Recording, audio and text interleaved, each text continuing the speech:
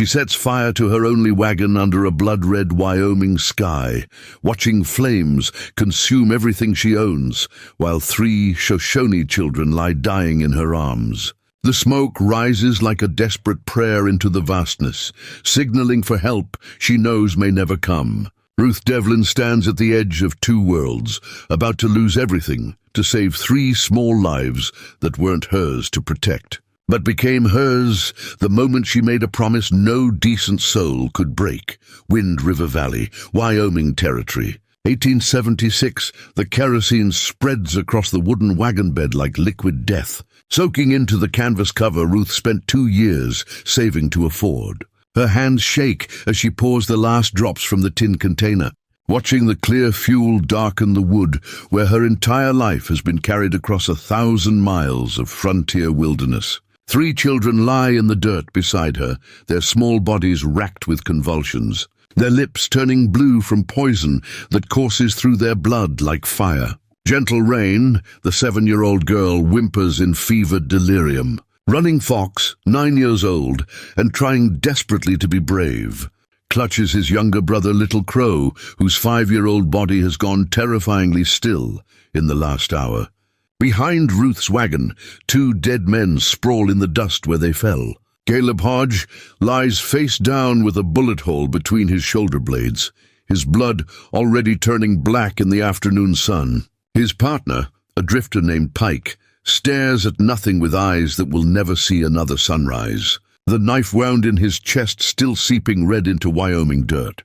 Ruth Devlin killed them both 30 minutes ago. Shot one, stabbed the other, and felt nothing but cold determination as their lives ended and the children's lives hung in the balance. She's a supply trader, not a killer.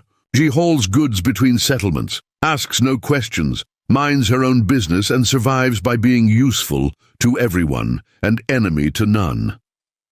Until today. Until she found 3 poisoned children and 2 men who saw them as nothing more than bounty payments waiting to be collected. The matches feel heavy in her pocket. Everything she owns sits in that wagon. Her trading goods, her spare clothes, her father's old rifle, the ledger book where she tracks every transaction, the small wooden box containing her mother's wedding ring, and the only photograph of her family taken before fever took them all. Burn it, and she signals for help across miles of open country. Burn it, and she has no way to make a living, no shelter, no supplies, no future in the only world she's ever known. Burn it, and she commits fully to a choice that will make her a stranger to her own people. But Gentle Rain's breathing grows shallower with each passing minute. Running Fox's eyes have rolled back in his head, and Little Crow hasn't moved in so long that Ruth keeps pressing her ear to his tiny chest just to confirm his heart still beats. "I'm sorry, Papa," Ruth whispers to the empty sky, holding the match that will destroy everything her father taught her to build. "I'm sorry, Mama, but some promises are worth more than survival." The match scratches against the box. The flame catches, and Ruth Devlin sets her entire world on fire. 12 hours earlier, the sun was setting over the Sweetwater River crossing when Ruth first saw the rider approaching. She'd been watering her mules, checking the wagon wheels for damage after 3 days of hard travel through rock-strewn country that punished even the strongest vehicles. The Sweetwater crossing was a common stopping point for traders moving between South Pass City and the scattered settlements that dotted Wyoming territory like forgotten promises. Ruth had learned to be cautious about strangers on the frontier. Living alone, traveling alone, trading alone meant staying alert to danger that could come from any direction at any moment. She kept her father's Colt revolver loaded and within reach, hidden beneath the wagon seat where her hand could find it faster than most men could draw from a holster. At a table, but the rider who emerged from the cottonwood shadows wasn't threatening. He was Shoshone, his weathered face marked with the distinctive tattoos of a warrior who had seen many winters. 3 children rode with him, 2 boys and a girl, all looking exhausted and hungry after what must have been a long journey. The warrior raised his hand in the universal gesture of peace. Stopping his horse 20 yards from Ruth's wagon, she stepped away from her mules, keeping her movements slow and non-threatening, waiting to see what this encounter would bring. "You are the trader woman," the warrior said in careful English, his accent thick but his words clear. "The one they call Fair Hand, who does not cheat the people, who gives honest measure for honest trade." Ruth nodded slowly. She'd built her reputation carefully over 3 years of frontier trading, dealing fairly with everyone, regardless of race or circumstance. The Shoshone knew her, as did the Arapaho, the Crow, and even the more isolated Bannock bands. Fair Hand, they called her, because her scales always balanced true, and her word was solid as mountain stone. "I am Ruth Devlin," she said. "What brings you to the Sweetwater with 3 tired children and the look of trouble in your eyes?" "Odri," the warrior dismounted with the fluid grace of someone who'd spent his entire life on horseback. Up close, Ruth could see the deep worry lines around his eyes, the tension in his shoulders that spoke of fear, barely controlled. "I am called Stands Against Wind," he said, his hand moving to rest on the shoulder of the oldest boy. "These are my sister's children. Gentle Rain, Running Fox, Little Crow. Their mother died when snow still covered the mountains. Their father fell to Crow warriors in the spring hunting season. Now they have no parents, only an uncle who must teach them to survive in a world that grows more dangerous with each passing moon." Ruth looked at the 3 children more carefully. They were thin, their clothing worn but clean, their dark eyes watching her with the wariness of young animals who had learned that the world held more danger than safety. The girl, Gentle Rain, couldn't be more than 7. The youngest boy looked barely 5, his small hand clutching his older brother's arm like an anchor in uncertain waters. "I take them into the high country," Stands Against Wind continued, his voice heavy with responsibility. "Teach them the old ways. How to find food where white men see only rocks and sage. How to read signs in the earth and sky. How to survive when the reservation tries to make us forget who we are." Ruth understood without him saying more. The Shoshone had been pushed onto reservation lands, their traditional hunting grounds taken by treaties signed under duress. Warriors like Stands Against Wind fought to preserve their culture by teaching the next generation skills that government agents wanted them to forget. "This morning I went to check trap lines," the warrior said, and Ruth heard shame creeping into his voice. "I was gone only 2 hours, maybe 3. When I returned, I found the children eating berries they had gathered. Purple berries that looked like the safe ones we harvest in late summer. But these were different. Poison berries that grow in wet places, that look almost the same, but bring death instead of nourishment." Ruth's stomach tightened. She'd seen poison berry victims before. Settlers who didn't know the difference between safe and deadly plants. Children who ate the wrong mushrooms. Hunters who mistook water hemlock for wild parsnip. "How long ago?" she asked, already moving toward the children. Her trader's mind shifting into the careful observation her mother had taught her before fever took the family. 3 hours, maybe 4, Stands Against Wind said, his voice breaking slightly. "They were sick immediately. Vomiting, shaking, growing weak so fast, I knew I could not make the journey back to our people. 2 days' ride to reach our healers, 2 days these children do not have."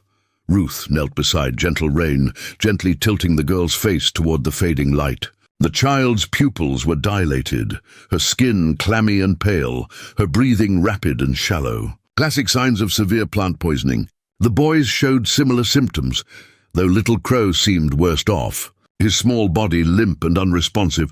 "I need water," Ruth said, her voice taking on the calm authority her mother had used when treating sick neighbors. "And I need you to tell me exactly what the berries looked like." Stands Against Wind described them in detail. Dark purple, almost black, growing in clusters near the riverbank, where standing water collected in shaded pools. Ruth's heart sank. Pokeweed berries, or possibly nightshade. Either way, deadly to children in sufficient quantities.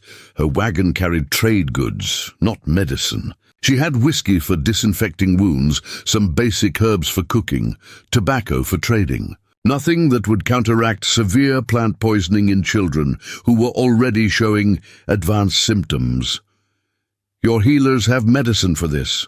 Ruth asked, though she already knew the answer. "Sacred herbs prepared in the old ways," Stands Against Wind confirmed. "Roots that draw poison from the blood. Teas made from plants that grow only in hidden places, gathered at specific moon phases. Our medicine woman walks with dawn. She has saved children from poisoned berries before. But she is 2 hard days from here, and I cannot carry 3 sick children that far, that fast." Ruth looked at the 3 small faces, seeing her own younger siblings in their features. The fever had taken her family when she was 16. Her mother, her father, her 2 brothers, her baby sister, all gone within a week, while Ruth survived to carry guilt that felt heavier than mountains. She'd been unable to save her own family, but maybe she could save these children.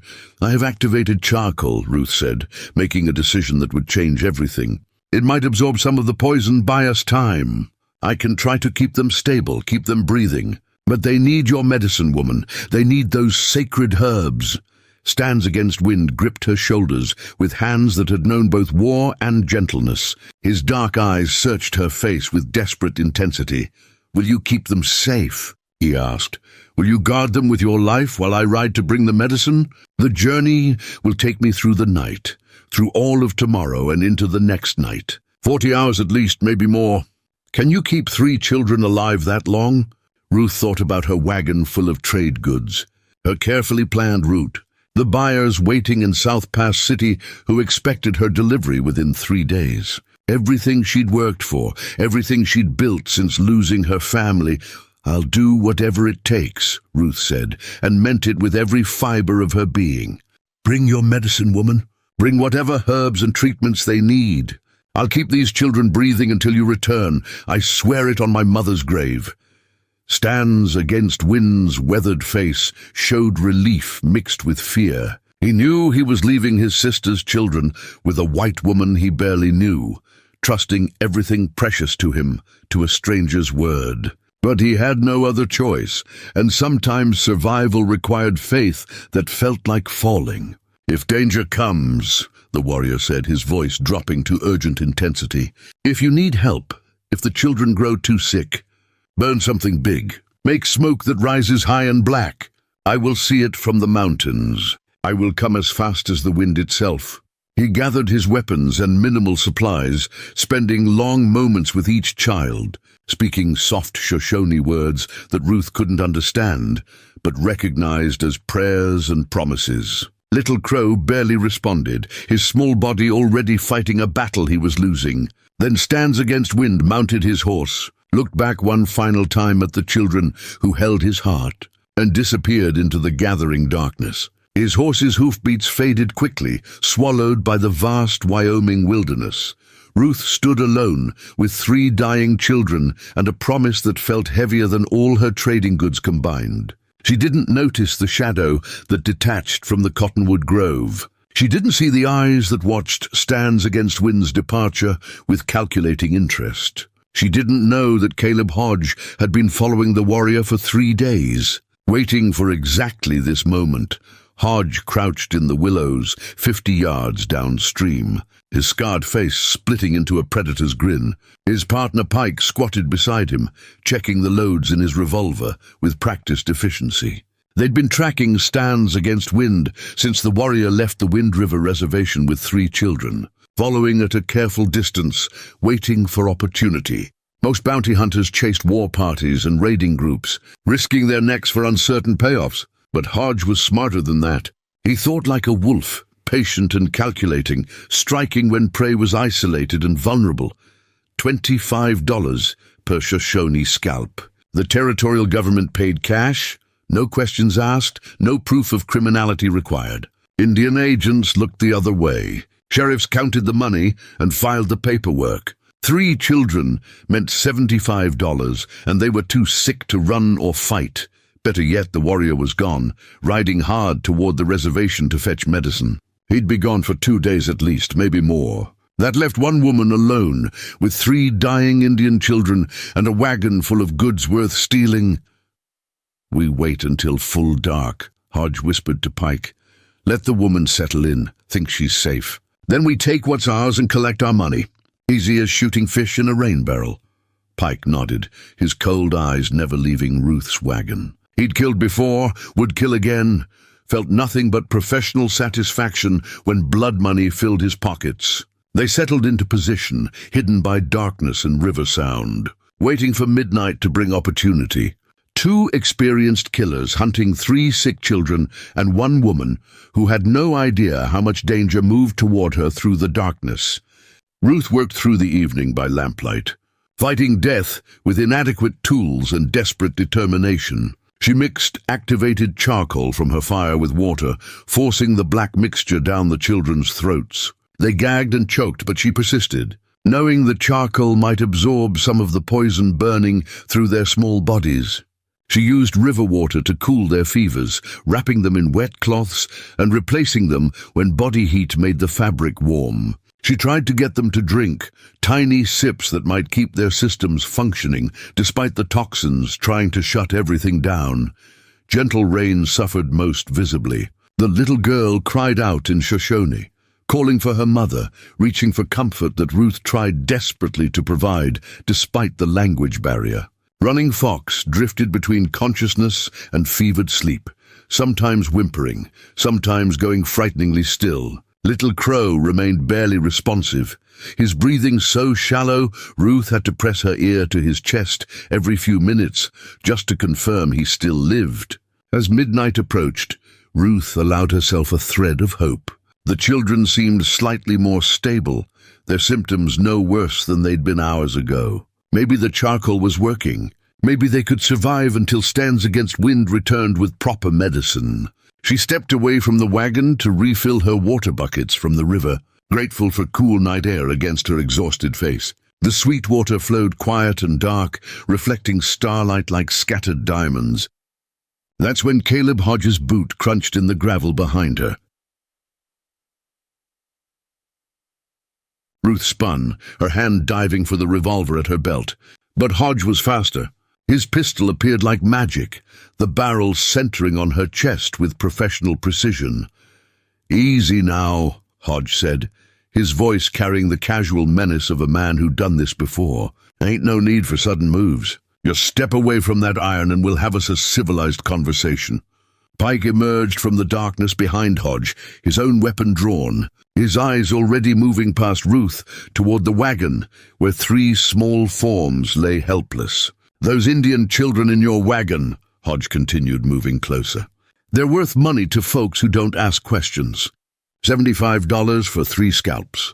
More if we're careful about how we present them to the right buyers." Ruth's blood turned to ice. These weren't random drifters. They were bounty hunters, the worst kind of frontier predators, men who killed for profit and slept soundly afterward. "They're just sick children," Ruth said, keeping her voice steady despite the terror rising in her throat. "They need medicine, not murder. They've done nothing to anyone." Hodge's laugh sounded like gravel scraping over bone. "Indian babies grow into Indian warriors. Better to collect them while they're too weak to cause trouble. Besides, money spends the same regardless of how old the scalps are." He moved toward the wagon, his pistol never wavering from Ruth's chest. Pike circled around, approaching from the other side, boxing her in with practiced efficiency. Ruth saw Little Crow lying motionless in the wagon bed, saw Gentle Rain's small hand reaching toward nothing, saw Running Fox trying desperately to shield his younger brother despite being too sick to stand. She thought about her family, dead from fever she couldn't stop, thought about promises made to dying parents, thought about the oath she'd sworn to Stands Against Wind. Her father's words echoed in her memory, spoken years ago when teaching her to shoot. "Sometimes, Ruth, the only way to protect the innocent is to become something you never wanted to be. Sometimes survival requires choices that haunt you forever. But living with guilt is better than living with the knowledge you stood by and let evil triumph." Ruth's hand moved, not toward her belt where Hodge expected, toward the small of her back, where her mother's skinning knife rested in a sheath Hodge hadn't seen. The blade was in her hand and flying through the air before Hodge realized she'd moved. It caught him in the throat, just above the collarbone. sinking deep into flesh that suddenly couldn't scream. Hodge staggered backward, his pistol discharging into the air, his hands clawing at the knife buried in his neck. Blood poured between his fingers, black in the moonlight, pumping with each desperate heartbeat. Pike spun toward Ruth, his revolver coming up, his finger tightening on the trigger. But Ruth had already drawn her Colt, her father's training guiding her hand with muscle memory that bypassed conscious thought. The gunshot echoed across the Sweetwater, like thunder announcing judgment. Pike's eyes went wide as the bullet punched through his chest, spinning him sideways. He tried to raise his weapon, tried to return fire, but his arms wouldn't obey commands. His dying brain could no longer send. He collapsed beside Hodge, who had stopped moving, the knife still protruding from his throat like an accusation. Pike's breath came in wet, rattling gasps for maybe 30 seconds. Then he too went still, his eyes staring at stars he'd never see again. Ruth stood frozen, the smoking revolver heavy in her hand. She'd never killed anyone before, never wanted to, never imagined what it would feel like to watch life drain from human eyes. But looking at the 2 dead men, then at the 3 sick children they'd come to murder, Ruth felt no guilt, only cold certainty that she'd done what needed doing. The children were crying, terrified by the gunshots and violence they'd witnessed. Ruth holstered her weapon and climbed into the wagon, gathering all 3 into her arms, speaking soft words of comfort they couldn't understand, but might feel. "You're safe," she whispered. "I promise you're safe. Nobody's going to hurt you while I'm breathing." But even as she spoke, Ruth's mind raced with terrible calculations. Hodge and Pike hadn't come alone. Bounty hunters worked in groups, watching each other's backs, splitting profits from their grim trade. When these 2 didn't return to camp, their partners would come looking. She dragged the bodies away from her wagon, struggling with dead weight that seemed to mock her efforts. Blood soaked into Wyoming dirt, leaving stains that would tell a clear story to anyone who looked. How many others were out there? When would they come? And how could she possibly defend 3 sick children against men who killed for money and felt nothing but satisfaction when collecting their blood payments? Ruth checked her ammunition. 6 bullets left in her father's Colt, 3 in the rifle. Not enough to fight multiple attackers. Not enough to hold off a determined assault. The children's condition worsened as midnight passed into the darkest hours before dawn. Little Crow's breathing became so shallow, Ruth had to shake him gently just to get any response. Gentle Rain's fever spiked despite the cool water compresses. Running Fox vomited repeatedly, his small body rejecting everything, including the charcoal mixture that might save his life. Ruth worked desperately, using every scrap of knowledge her mother had taught her about treating the sick. But she wasn't a healer, just a trader who'd learned basic frontier medicine out of necessity.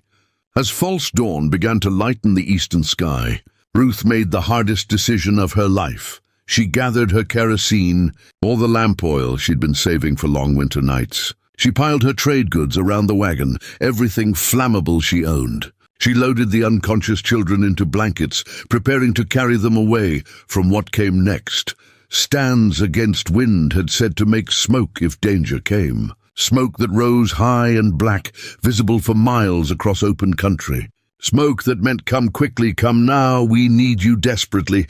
Ruth's hands shook as she doused the wagon with kerosene, watching the clear liquid soak into wood that had carried her across 1,000 miles of frontier. Everything she owned sat in that wagon. Her livelihood, her independence, her entire future. But 3 children lay dying, and their only chance for survival rode somewhere in the distant mountains. Watching for a signal he might never see, Ruth struck the match. The flame danced in her trembling fingers. "Forgive me, Papa," she whispered. "Forgive me, Mama. But some promises are worth more than survival." She touched fire to kerosene-soaked wood and stepped back as flames roared to life like hungry demons. The wagon caught immediately, fire racing across canvas and wood with terrifying speed. Within minutes, thick black smoke began rising into the pre-dawn sky, a column of darkness visible for miles across the open Wyoming landscape. Ruth gathered the 3 children in her arms. one at a time, carrying them away from the inferno. She laid them on blankets in the shelter of a rocky outcrop, protecting them from the heat that made the air shimmer and dance. The wagon burned with a roar that sounded like fury and sacrifice combined. Ruth watched everything she'd worked for turn to ash and smoke. Her trade goods, her independence, her carefully built life, all consumed by flames that might be the only thing standing between 3 children and death. As the sun rose over the Wind River Valley, painting the smoke column gold and red against the brightening sky, Ruth Devlin stood guard over 3 dying children with nothing left but her promise, her weapons, and the desperate hope that somewhere in the distant mountains, a Shoshone warrior would see her signal and ride like the wind itself to bring salvation. The longest battle of her life was just beginning. And Ruth Devlin, trader turned killer, protector of children who weren't hers by blood but had become hers by choice, was ready to discover what kind of woman she truly was when everything else burned away. The smoke column rises 300 feet into the morning sky, a black prayer stretching toward heaven, while Ruth Devlin crouches beside 3 dying children with empty hands and a loaded gun. She's burned her entire world to ash, and now the real test begins. Can one woman with 6 bullets hold back the wolves that smell blood on the wind? Dawn breaks over the Wind River Valley with colors that mock the desperation below. Gold and crimson paint the eastern horizon, while Ruth watches her wagon collapse into glowing embers, the metal wheel rims twisted like broken promises in the ruins. The smoke continues rising, thick and dark, exactly the kind of signal Stands Against Wind told her to make. If he's watching, if he can see it from wherever his desperate ride has taken him, if he can reach them before the children's bodies give up their fight against poison that burns through their blood like acid. Ruth checks Little Crow first. The 5-year-old boy hasn't opened his eyes in over an hour. His breathing comes in shallow gasps that barely move his small chest. His skin has taken on a grey pallor that Ruth recognizes from her mother's final patients. The ones who didn't survive, despite every desperate effort. "Don't you dare," Ruth whispers, pressing her ear to his chest. The heartbeat is there, faint and irregular, but still fighting. "Don't you dare give up on me, little one. Your uncle is coming. The medicine is coming. You just have to hold on a few more hours." Gentle Rain whimpers in fevered sleep, her small hands clutching at air, calling out words in Shoshone that Ruth can't understand, but recognizes as cries for her dead mother. The girl's fever has climbed dangerously high, despite Ruth's attempts to cool her with river water. Sweat soaks through the blanket, and her lips have cracked and bled from dehydration. Running Fox is the most alert of the 3, which means he's aware enough to know how sick he is. The 9-year-old watches Ruth with dark eyes that hold too much understanding for someone so young. He knows his brother is dying. He knows the danger they're in, and he's trying desperately to be brave, despite the poison eating away at his strength. "Water," he whispers in broken English, one of the few words Stands Against Wind must have taught him. Ruth helps him drink from her canteen, tiny sips that he struggles to keep down. His hands shake as they grip the container, and Ruth sees the tremors running through his body, signs that the toxins are attacking his nervous system. The sound of horses interrupts her ministrations. Multiple riders coming fast from the east, following the obvious trail that leads straight to her burning wagon. Ruth's blood turns cold. She grabs her rifle and moves to a defensive position behind the rocky outcrop, using the boulders as cover while keeping the children within reach. Her hands check the loads automatically. 3 rounds in the rifle, 6 in the Colt revolver at her belt, 9 bullets against however many men are riding toward her position. The mathematics of survival don't favor her odds. 3 riders emerge from the cottonwood grove, their horses lathered and breathing hard. Ruth recognizes the type immediately. Rough men in trail-worn clothing, gun belts heavy with ammunition, eyes that scan the landscape with predatory calculation. More bounty hunters come looking for their missing partners. The leader is a big man with a scarred jaw and cold eyes that settle on the smoking wagon ruins with professional interest. He raises his hand, stopping his companions 50 yards from Ruth's position. Smart enough to be cautious, experienced enough to know that approaching a defensive position without reconnaissance is a good way to catch a bullet. "Hodge!" The scarred man calls out. "Pike! You boys finish your business?" Ruth says nothing, her rifle trained on the speaker's chest, her finger resting lightly on the trigger. Let them wonder, let them worry. The longer they hesitate, the more time the children have. The scarred man exchanges glances with his partners. One is lean and nervous, his hand hovering near his pistol.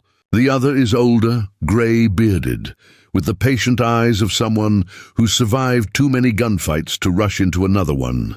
"I'm called Marcus Webb," the scarred man says, his voice carrying across the distance. "Those 2 men you're hiding from were my partners. We've been working this territory together for 3 years. I'd like to know where they are and why your wagon is burning." Ruth makes a decision. These men will find the bodies eventually. Better to control the narrative than let them draw their own conclusions. "Your partners tried to murder 3 sick children for bounty money," Ruth calls back, her voice steady despite the fear hammering in her chest. "I stopped them. Their bodies are in the willows by the river. You're welcome to collect them and leave. The children and I want no trouble." Webb's face hardens. The nervous man's hand drops to his pistol grip. But the grey-bearded one speaks quietly to Webb, words Ruth can't hear but can guess at. "Don't be stupid. Don't rush this. Think it through." "Those children are property of the territorial government," Webb says, his tone taking on false reasonableness. "There's bounty posted for any Shoshone taken off reservation lands without permission. You're harboring fugitives, which makes you complicit in their crimes." Ruth's laugh is sharp and bitter. "Their crime is being children. Their crime is eating poison berries by accident. Their crime is having an uncle who loves them enough to teach them their own heritage. If that's criminal, then every decent person in Wyoming Territory is guilty." The nervous man speaks up, his voice high and agitated. "She killed Hodge and Pike, Marcus. We can't just let that slide. There's codes among our kind. You kill one of us, we settle accounts." Webb holds up his hand, silencing his partner. His eyes never leave Ruth's position, calculating distances and angles, weighing options. He's trying to figure out how one woman managed to kill 2 experienced bounty hunters. "How'd you do it?" Webb asks, genuine curiosity in his voice. "Hodge was careful. Pike was fast. How'd a trader woman take them both down?" Ruth considers lying, then decides the truth might buy her more caution from these men. "I put a knife through Hodge's throat before he knew I'd moved. Shot Pike when he tried to return fire. They underestimated what a woman will do to protect children. Don't make the same mistake." The grey-bearded man leans over to Webb, speaking more urgently now. Ruth catches fragments. "Not worth it. Would lose men. Let it go." But Webb shakes his head, his scarred face settling into determined lines. "Here's how this plays out," Webb calls to Ruth. "You've got maybe 9 rounds total between that rifle and whatever sidearm you're carrying. There's 3 of us, and we're not stupid enough to rush you across open ground. We can wait you out, circle around, catch you in a crossfire when you're focused on one direction." He pauses, letting his words sink in. "Or you can be smart. Give us the children, walk away alive. We'll even let you keep whatever supplies you salvaged from that wagon. You get to live, we get paid. Everybody wins except 3 Indian children who were going to die anyway." Before we jump back in, tell us where you're tuning in from, and if this story touches you, make sure you're subscribed, because tomorrow I've saved something extra special for you. Ruth feels rage building in her chest, hot and fierce. These men talk about children like they're discussing cattle or traded goods. No recognition of their humanity, their suffering, their right to simply exist. "I made a promise," Ruth says, her voice carrying absolute conviction. "I swore to their uncle that I'd keep them safe until he returned with medicine. I don't break promises, especially not to dying children. So here's my counteroffer. You ride away now, live to hunt another day. Oh, you tried to take these children, and I promise you won't all survive the attempt." Webb's smile is cold and humorless. Bold words from a woman who's outnumbered and outgunned. But I respect courage, even when it's stupid. Tell you what, we'll give you 1 hour to think it over. Maybe those children will die on their own and save us all the trouble. Maybe you'll come to your senses and realize you're throwing your life away for savages who don't even speak your language. He wheels his horse around, his partners following.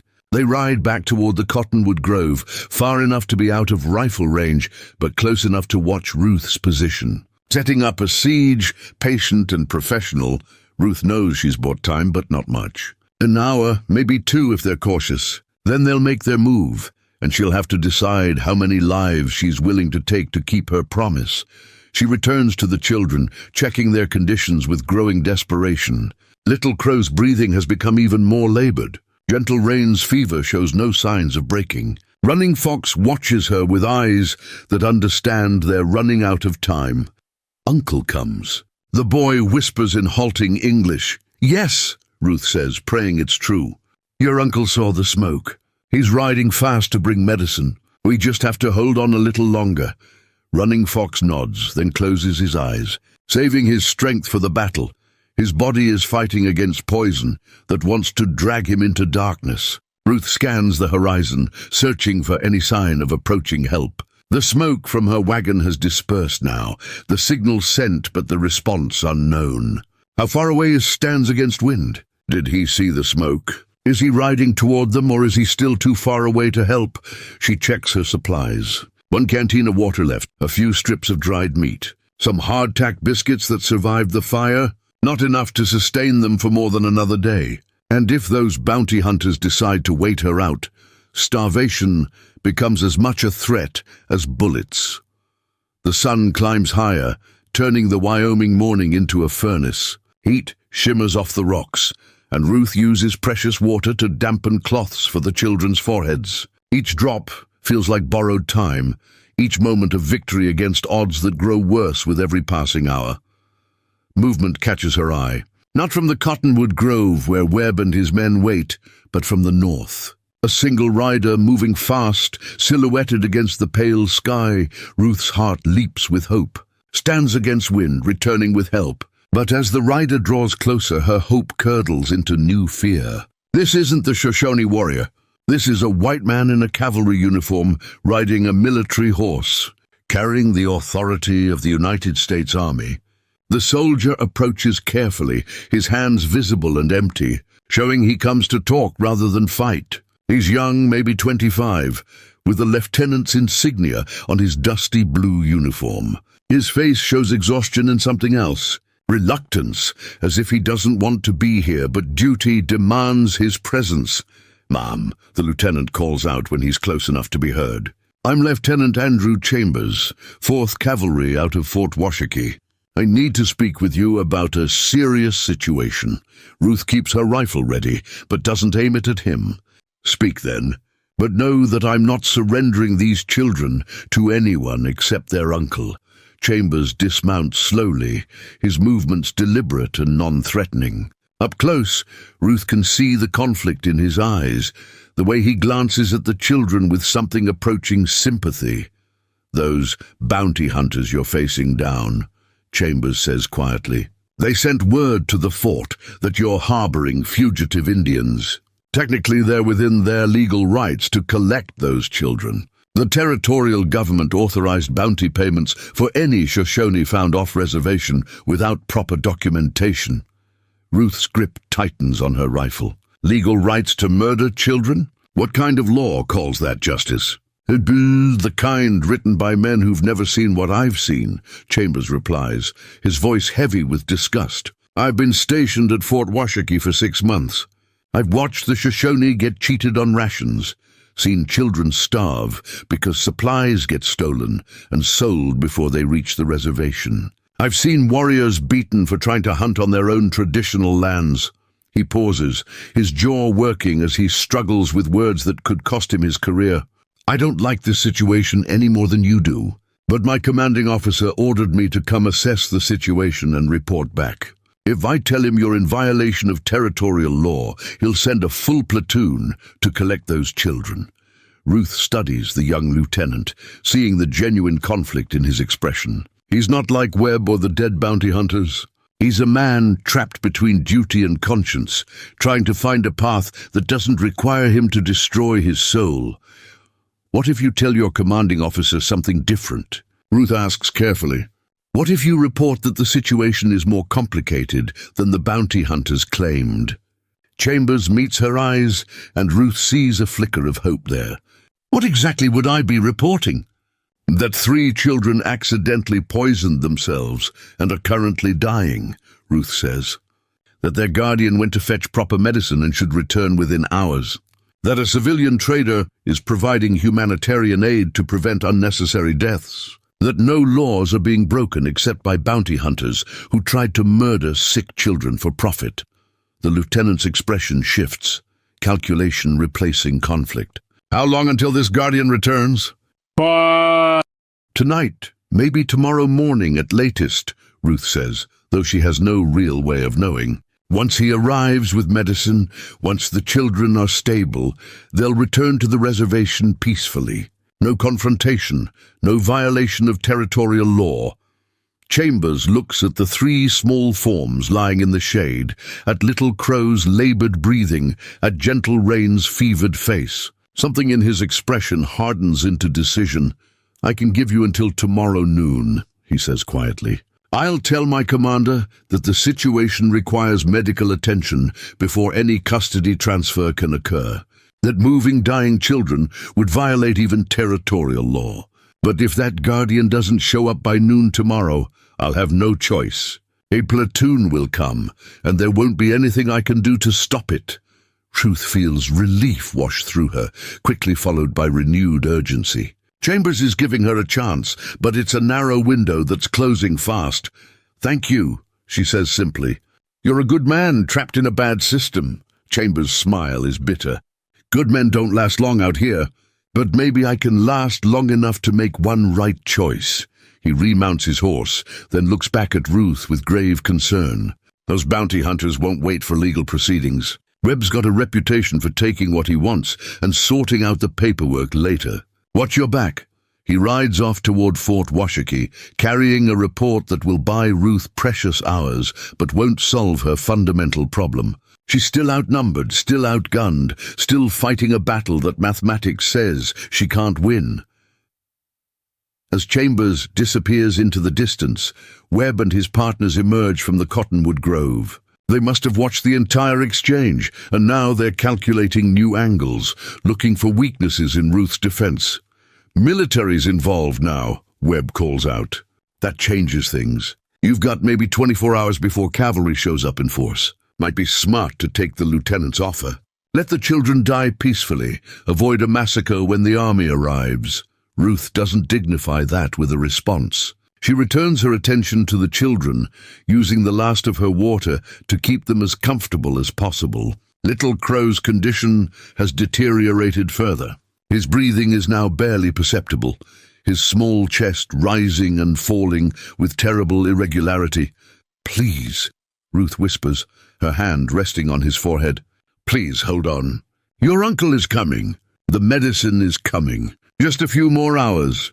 But hours feel like eternities when every minute might be a child's last. The sun continues its merciless climb, and Ruth Devlin prepares for the longest day of her life, wondering if her promise will be enough to hold back death and the men who profit from it. In the distance, hidden in the rocky hills north of the Sweetwater crossing, stands against wind, sees the smoke column rising black against the morning sky. He's been riding through the night, pushing his horse to the edge of endurance, racing to reach Walks with Dawn and her sacred medicines. The smoke means danger has come. Means Ruth Devlin kept her promise to signal if the children needed help. Means he must ride even faster, push even harder, because 3 precious lives and 1 brave woman's soul hang in the balance. Behind him, Walks with Dawn rides her own horse, her medicine bag secured across her saddle, her weathered face set in determined lines. The old healer had not hesitated when Stands Against Wind burst into her lodge before dawn, gasping out the story of poisoned children and a white woman who sacrificed everything to keep them alive. We ride, Walks with Dawn had said simply, gathering her herbs and sacred preparations. The spirits have sent us a bridge between worlds. We must not let her stand alone. Now they race toward the smoke signal, toward Ruth Devlin's desperate stand, toward 3 children who teeter on the knife's edge between life and death. The morning sun glints off the Wind River, and somewhere ahead, a woman with 6 bullets and boundless courage prepares to discover if love is stronger than the hatred that divides peoples. Ruth watches the horizon, her rifle ready, her promise unbroken, waiting for salvation that must come soon or not at all. The standoff enters its 6th hour as the Wyoming sun beats down like a blacksmith's hammer on an anvil.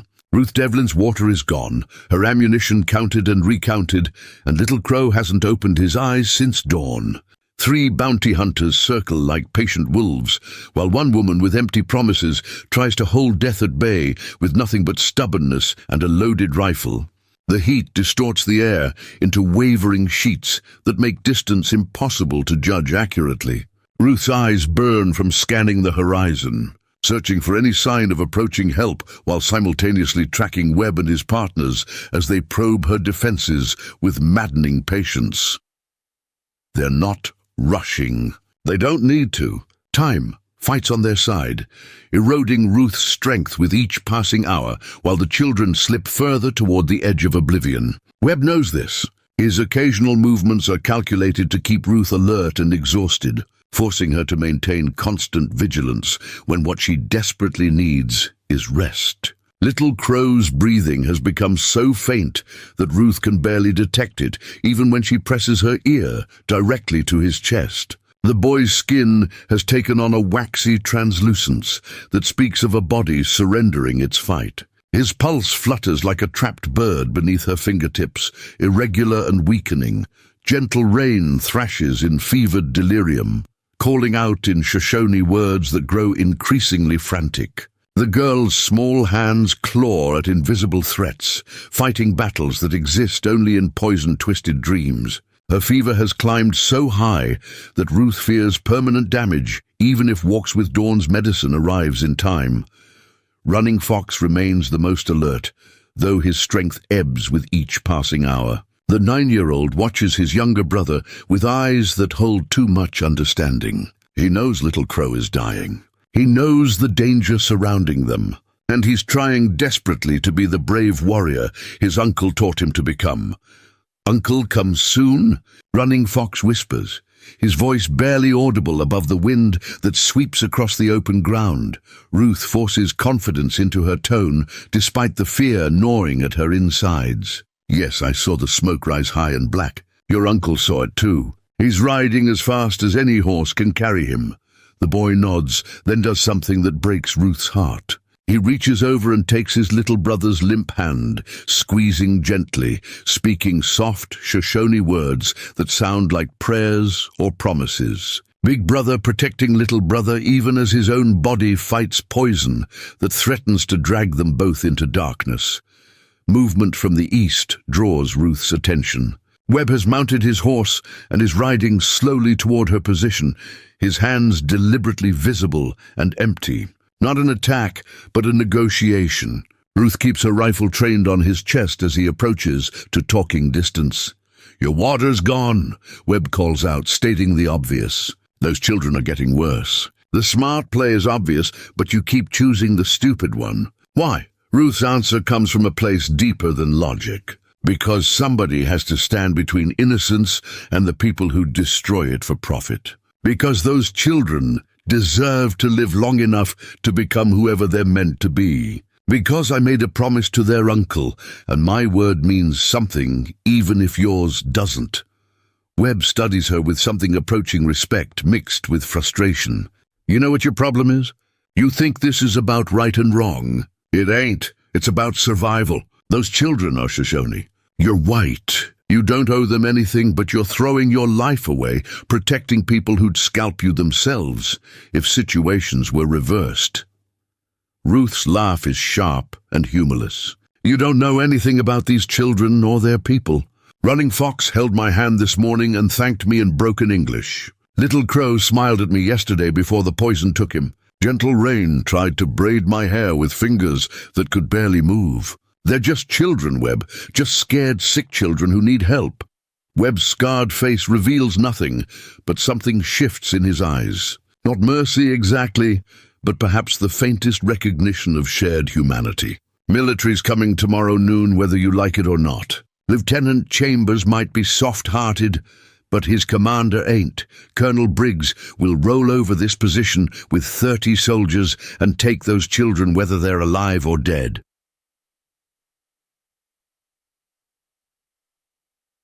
He pauses, letting his words settle like stones. But I'm offering you something different. Give us the children now. We'll make it quick and clean. They won't suffer and you walk away alive. Come tomorrow, Briggs won't give you that option. He'll hang you for killing Hodge and Pike, bury those children in unmarked graves, and file paperwork saying everything was legal and proper. Ruth feels cold certainty settle into her bones. Webb isn't lying about Colonel Briggs. She's heard stories about the Fort Washakie commander, a man who sees Indians as obstacles to be removed rather than people to be protected. Lieutenant Chambers' 24-hour reprieve is real, but it comes with a hard deadline and harder consequences. My answer hasn't changed, Ruth says flatly. Those children stay alive under my protection until their uncle arrives with medicine. If you want them, you'll have to go through me. And I promise you, Webb, I'll take at least one of you down before I fall. Webb nods slowly, as if confirming something he already suspected. Figured you'd say that. Can't say I don't respect it, even if I think you're 10 kinds of fool. He turns his horse back toward the cottonwood grove, then looks over his shoulder. For what it's worth, I hope that uncle of theirs shows up. Because come tomorrow noon, this whole situation goes from bad to massacre, and I'd rather not be here to see it. He rides back to his partners, leaving Ruth alone with 3 dying children and diminishing options. The sun continues its relentless arc across the sky, each passing minute bringing her closer to a confrontation she can't win through firepower alone. An hour later, the grey-bearded bounty hunter approaches on foot. His hands raised and empty. Ruth tracks him with her rifle but doesn't fire, curious about what message he brings. Name's Jack Hendricks, the old man calls out when he's close enough. Been hunting bounties for 20 years, seen things that'd turn your hair white. But I ain't never felt right about hunting children, sick or healthy. He stops at a respectful distance, his weathered face showing conflict that seems genuine.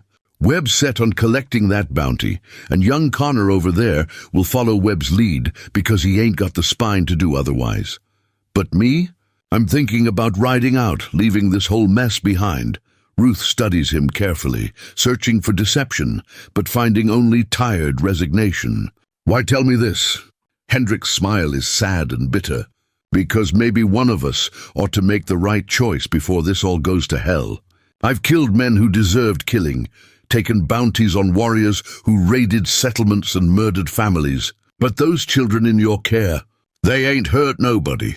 They're just caught in a system that treats them like vermin to be exterminated. He reaches into his coat slowly, withdrawing a canteen that he tosses underhand toward Ruth. It lands in the dust, halfway between them, water sloshing inside. That's all I got to offer. Some water for dying children and an old man's regret that he spent 20 years doing work that'll damn his soul.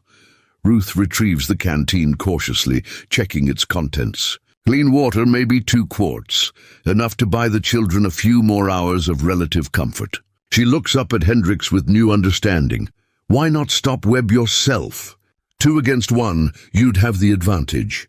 Hendricks shakes his head. Webb's faster than he looks, and Connor's loyal even if he's stupid. I try to stop them, we all end up dead, and those children die anyway. Better I ride out, leave you to face 2 instead of 3. Odds still ain't good, but they're better than they were. He turns to leave, then pauses. That smoke signal you sent up? I saw Shoshone riders moving fast through the northern hills around mid-morning. Could be your warrior coming back with help. Could be war party drawn by your smoke. Either way, something's heading this direction, and it'll be here before dark. Hendricks mounts his horse and rides west, away from the coming confrontation, leaving Ruth with water, hope, and slightly improved odds. She watches him disappear into the heat shimmer, then returns to the children with precious liquid that might keep them alive a few hours longer. The water revives them slightly. Ruth uses it sparingly, dampening cloths for their foreheads, wetting their cracked lips, giving them tiny sips that their tortured bodies struggle to accept. Little Crow's eyes flutter open briefly, focusing on Ruth's face with recognition that pierces her heart. "Mama?" The boy whispers in English so broken it's barely recognizable. "No, sweetheart," Ruth says gently, stroking his fevered forehead. "But I'm here. I'm keeping you safe until your uncle comes. Rest now. Save your strength." Little Crow's eyes close again, but his breathing seems fractionally stronger, as if her presence alone provides comfort that transcends language and culture. Ruth feels tears threaten but forces them back. Crying won't help these children. Action will. Vigilance will. The stubborn refusal to let them die alone and undefended. The afternoon drags toward evening with agonizing slowness. Webb and Connor maintain their distant watch, occasionally moving to new positions, keeping Ruth constantly alert. It's psychological warfare, designed to exhaust her mentally and physically before they make their final move. As the sun begins its descent toward the western mountains, painting the sky in shades of orange and purple, Ruth hears something that makes her heart leap. Hoofbeats, multiple horses, coming fast from the north. Not the cautious approach of bounty hunters, but the urgent thunder of riders racing against time. Stands Against Wind appears first, his horse lathered and gasping, pushed beyond normal endurance by desperate need. Behind him rides an elderly Shoshone woman whose weathered face holds the wisdom of 7 decades, her medicine bags bouncing against her saddle. 4 young Shoshone warriors follow, armed and ready, their faces set in determined lines. Webb and Connor scramble for their weapons, taking defensive positions behind trees, but they're caught flat-footed by the sudden arrival of superior numbers. Ruth feels relief so intense it makes her knees weak, but she forces herself to remain alert. The situation has changed, but danger hasn't passed. Stands Against Wind dismounts before his horse fully stops, racing to the children with fear etched in every line of his body. He drops to his knees beside Little Crow, his hands shaking as he touches the boy's face. Feeling the shallow breath that confirms life still flickers in the small body. "You kept promise," Stands Against Wind says to Ruth, his voice breaking with emotion. "You burned everything. You stood against death itself. You are warrior woman, sister to Shoshone people." The elderly healer walks with Dawn, moves with practiced efficiency despite her age. She examines each child quickly, her gnarled fingers checking pulses, observing symptoms, making rapid assessments. Her face remains impassive, but Ruth sees concern in her dark eyes. Walks with Dawn speaks in rapid Shoshone to Stands Against Wind, who translates for Ruth. She says the poison has spread deep into their blood. The smallest one is closest to crossing over, but she brought the sacred medicines, the herbs that draw poison from the body. If we work quickly, if the spirits are merciful, all 3 children may yet live. The healer begins her work immediately, mixing powders and liquids from her medicine bags, creating concoctions that smell of sage and cedar and other plants Ruth doesn't recognize. She administers the medicines with gentle hands and soft Shoshone prayers, speaking to each child as if calling their spirits back from the edge of darkness. Ruth watches in fascination as Walks with Dawn works. Preparing and narrating this story took us a lot of time, so if you are enjoying it, subscribe to our channel. It means a lot to us now. Back to the story. This is medicine beyond her understanding. Knowledge accumulated over generations, passed down through oral tradition and careful teaching. The old woman's confidence is absolute, her movements precise and purposeful. The 4 young warriors take defensive positions around the group, their rifles ready, their eyes scanning for threats. One of them, a man of perhaps 25 with a scarred cheek, approaches Ruth with grave respect. "I am called Swift River," he says in careful English. "Stands Against Wind told us what you did. How you killed bad men who hunted children. How you burned your wagon to call for help. The people will remember. The people will honor." Ruth feels uncomfortable with such praise. "I just kept a promise. Anyone would have done the same. Swift River's smile is knowing and sad. No, most white people would have turned away. Let children die rather than risk their own safety. You are different. You see with heart that knows children are children, no matter their blood. A gunshot shatters the moment. The bullet winds past Ruth's head, close enough that she feels the air displacement. Webb has opened fire from his position in the cottonwoods, making his final desperate play for the bounty he traveled so far to claim. The Shoshone warriors return fire instantly, their rifles barking in coordinated volleys that force Webb and Connor to duck behind cover. Swift River positions himself in front of Ruth and the children, his body serving as a living shield against incoming rounds. "Get down!" Stands against wind shouts, pulling Ruth toward better cover while Walks with Dawn continues her work with unshakable calm, as if bullets and warfare are mere distractions from the important business of saving lives. The firefight is brief but intense. The Shoshone warriors have superior numbers and better positions. Webb and Connor are pinned down, unable to advance or retreat effectively. After maybe 2 minutes of sustained fire, Webb calls out in surrender, "Hold fire! We're done. We're riding out." Swift River responds in English loud enough for everyone to hear. "Leave weapons. Leave horses. Walk away on foot. If you return, if you threaten these children again, you will not leave alive second time." There's a long pause. Then Webb and Connor emerge from cover with their hands raised. They drop their gun belts and ammunition, strip their horses of saddles and supplies, and begin the long walk back toward Fort Washakie on foot. Defeated, humiliated, but alive, Ruth watches them go, feeling no triumph, only exhausted relief that the immediate danger has passed. The children are safe. Help has arrived. And somehow, against impossible odds, her promise has been kept. As twilight settles over the Wind River Valley, Walks with Dawn completes her initial treatments. The children's conditions begin to stabilize, their breathing growing stronger, their fevers starting to break. Little Crow opens his eyes and reaches for his uncle with recognition that brings tears to the hardened warrior's face. The medicines will work slowly, Walks with Dawn says, through Stands Against Wind's translation. 3 days they must drink special teas. 7 days they must rest and recover strength. But the poison will leave their bodies. They will live to see many more summers. Ruth sinks to the ground, her legs finally giving out as adrenaline drains away and leaves only bone-deep exhaustion. She's been awake for more than 30 hours, fighting death and men with equal desperation. Her wagon is ash. Her livelihood is gone. Her future in the white world is uncertain at best, but 3 children breathe easier now, their small bodies fighting back against poison with the help of medicines older than written history. And somehow that feels like enough.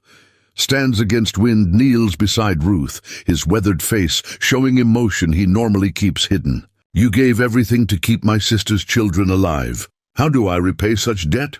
Ruth's laugh is tired but genuine. "You don't. You just promise me that these children will grow up safe and loved, that they'll learn the old ways you were teaching them, that they'll remember someone once cared enough to stand between them and death." The warrior grips her shoulders with hands that tremble slightly. "You have no home now. No wagon, no trade goods, no way to live among your people. But you have family among Shoshone. You have place of honor in our lodges. Will you come with us? Will you let us repay debt by giving you new home?" Ruth looks at the 3 children, at Running Fox, who watches her with grateful eyes, at Gentle Rain, who has stopped thrashing and now sleeps peacefully, at Little Crow, whose tiny hand clutches his uncle's fingers with renewed strength. She thinks about Lieutenant Chambers' warning, about Colonel Briggs and the cavalry coming tomorrow noon, about the murder charges she'll face if she returns to Fort Washakie. "Yes," Ruth says, the word feeling right, in a way nothing has felt right since her family died of fever years ago. "Yes, I'll come with you. I'll be family to these children if you'll have me." Stands Against Wind's smile transforms his stern features. "Then we ride tonight before soldiers come. We take children to safe places white men do not know. and we take you to people who will honor sacrifice you made for Shoshone blood." As darkness falls over Wyoming territory, Ruth Devlin prepares to leave her old world behind completely. The burned wagon ruins represent everything she was. The path ahead, riding with Shoshone warriors toward an uncertain future, represents everything she's chosen to become. Tomorrow, cavalry soldiers will find ash and abandoned weapons. They'll find tracks leading north into country they don't know well enough to follow safely. They'll file reports about a renegade trader woman who chose Indians over her own kind. And those reports will make her name infamous throughout the territory. But tonight, under stars that shine indifferently on all peoples, Ruth Devlin rides toward a new life with 3 children she saved and a people who have adopted her as one of their own. Sometimes, the greatest journeys begin not with plans and preparation, but with a single promise kept at terrible cost. The Shoshone camp lies hidden in a box canyon 20 miles north of the Sweetwater Crossing, protected by stone walls that turn approaching riders into easy targets for defenders above. Ruth Devlin arrives at dawn after riding through darkness, her body aching from exhaustion, her mind still struggling to accept the complete transformation of her existence in less than 48 hours. The camp itself surprises her. She'd expected temporary structures, the portable lodges she'd seen near Fort Washakie. Instead, she finds a semi-permanent settlement of perhaps 60 people, with sturdy dwellings built against the canyon walls, smoke rising from cooking fires, children playing under the watchful eyes of elders who've seen too many winters to count.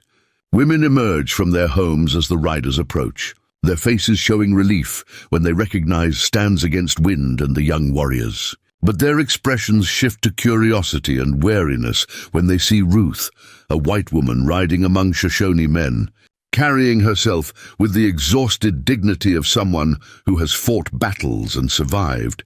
Walks with Dawn dismounts first, immediately directing younger women to prepare a healing lodge for the 3 children. Gentle Rain, Running Fox, and Little Crow are carried carefully from their horses, still weak but noticeably improved from the medicines administered throughout the night ride. Their eyes track the familiar sights and sounds of their home, and Ruth sees relief in their small faces. An elderly man approaches Stands Against Wind, his weathered face marked with the tattoos of a chief or elder of high standing. He speaks in rapid Shoshone, his tone questioning, his dark eyes moving frequently to Ruth, as if trying to understand what impossible circumstances brought a white woman into their hidden sanctuary. Stands Against Wind responds at length, his hands moving in gestures that Ruth recognizes as emphasis and explanation. The elder listens intently, his expression shifting from skepticism to something approaching wonder. Other adults gather, forming a circle around the riders, their curiosity overcoming initial wariness. "This is Chief Stone Bear," Stands Against Wind says to Ruth, switching to English. "He leads our people, keeps us safe from soldiers and bounty hunters who would destroy us. I've told him what you did, how you killed bad men who hunted children, how you burned your wagon to signal for help, how you stood alone against enemies until we could arrive." Stone Bear studies Ruth with eyes that seem to look straight through her surface to something deeper. When he speaks, his English is heavily accented but clear, the product of decades negotiating with white authorities who rarely kept their promises. Stands Against Wind says you are white woman with Shoshone heart, that you gave everything to protect children who are not your blood, that you chose honor over safety, chose promise over profit. Stone Bear pauses, his weathered face grave. "Such things are rare among your people. Why did you do this?" Ruth considers her answer carefully, knowing that honesty matters more than diplomacy in this moment. "Because I made a promise to keep those children safe, and my word means something. Because they were dying and I had the means to help them live. Because I've lost too much family to sickness already, and I couldn't bear to watch 3 more children die when I had the power to prevent it." She meets Stone Bear's penetrating gaze without flinching, and because what those bounty hunters wanted to do was murder, plain and simple. Children aren't property to be collected for payment. They're human beings who deserve the chance to grow up and become whoever they're meant to be. Stonebear's expression softens fractionally, and he speaks in Shoshone to the gathered crowd. Ruth catches her own name repeated several times, along with words she doesn't understand, but that seem to carry weight and significance. The crowd's demeanor shifts, hostility replaced by something warmer, more welcoming. "I have told our people that you are guest of honor," Stonebear says, "that you have earned place among us through sacrifice and courage. You will stay in my lodge until your own dwelling can be prepared. You will eat at my fire, learn our ways, become sister to Shoshone people if that is your choice." Ruth feels tears threaten, but forces them back. "I have nowhere else to go. The cavalry will be hunting me for killing those bounty hunters. My old life is ash and smoke. If you'll have me, I'll stay and do whatever work needs doing. I'm a trader by training, but I can learn new skills." A woman steps forward from the crowd, perhaps 40 years old, her face bearing the distinctive beauty of Shoshone features mixed with the hardness of someone who has survived profound loss. She speaks in English that flows more naturally than Stonebear's. "I am Mourning Dove, sister to the children's mother who died last winter. You saved my nephews and niece when I could not. You are family now, not guest. Family does not need to earn their place. They simply belong." She embraces Ruth with surprising strength. And suddenly other women are coming forward, touching Ruth's arms and shoulders, speaking words of welcome in Shoshone that need no translation. The acceptance is immediate and complete, based not on blood or race, but on actions that speak louder than any cultural divide. Over the following days, Ruth begins learning what it means to be Shoshone. The language comes slowly, complicated by sounds and inflections her English-trained tongue struggles to reproduce. But the women teaching her are patient, laughing kindly at her mistakes while praising each small success. Mourning Dove becomes her primary guide, teaching her how to prepare food in the traditional ways, how to preserve meat and gather roots, how to recognize medicinal plants that grow in the high country. The work is harder than trading ever was, requiring physical strength Ruth didn't know she possessed and skills she never imagined needing. "White women think Shoshone life is simple," Mourning Dove says one afternoon as they scrape buffalo hide stretched across a wooden frame. "But surviving in this land requires knowledge passed down through generations. Every plant has purpose. Every animal has lessons to teach. Every season demands different wisdom."